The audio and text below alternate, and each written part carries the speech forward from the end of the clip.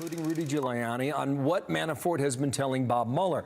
It's an intriguing story. Alberto Gonzales, former AG. Sir, how you doing? Good morning and welcome back to our program here. It's not illegal to share that information.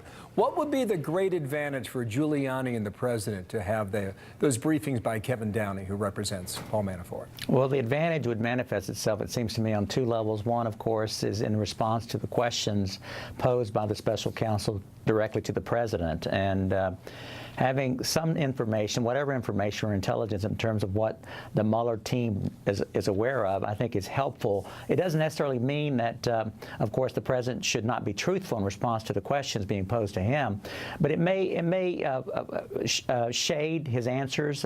Some of his answers may not be so definitive, because if in fact there's knowledge about someone making a statement as to a certain set of facts, and the president may not be sure about those facts, he may qualify his answer to some degree.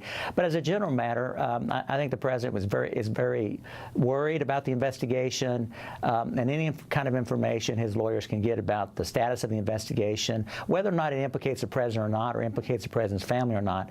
I think it's something that would be helpful to the president. I think it's a very intriguing answer, because right before Thanksgiving we were told the written answers were submitted, and they would know where Mueller was headed if they've had contact with Manafort's team. They would have a pretty good idea as to what direction he was going, right? They would have a better idea. In terms of whether or not a good idea, I think there are still some missing pieces here, but they would certainly have a better idea. And as I said, I think it might have made a difference in terms of how they would fashion the president's answers to some of the questions posed by the special counsel. What is your sense from there in Tennessee? That is Mueller close, or is this just the biggest guessing game in Washington now? I have obviously no visibility into the Mueller investigation. It's an extremely complicated investigation, obviously involving multiple parties, with perhaps evidence in different countries, and so it's not surprising that it would take some time. This obviously has got to be done right. Bob Mueller understands that. Everyone's looking at this, and so he's going to make sure that everything's done properly.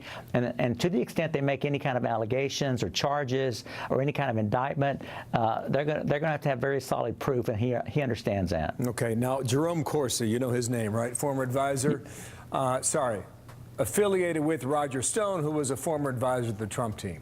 He was with Tucker last night. He seems defiant as to whether or not he will agree to anything that Mueller's team asked him to say. Go ahead and listen to this. And the special prosecutors blow you up. They do this, what I call perjury trap. It's completely rigged, and it's politically driven by Clinton operatives who have an agenda. If you can't give them what they're looking for to fill their narrative, they blow you up and charge you with a crime. What do you make of that? The perjury trap and everything else he says.